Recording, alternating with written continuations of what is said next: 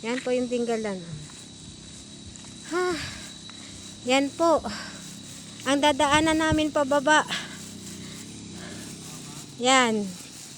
Yan po ang daanan namin pababa. Oh no. Yung tricycle hindi na makaahon.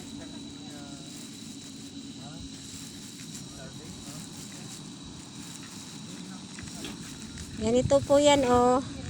Ginagawa po yung kalsada papuntang falls. So, ang hirap po ang daan. Yan.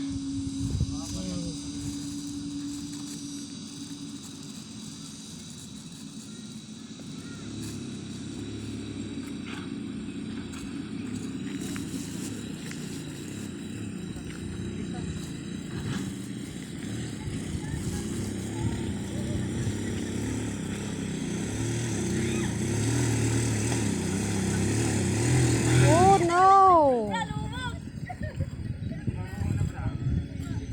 Nabalaho na siya.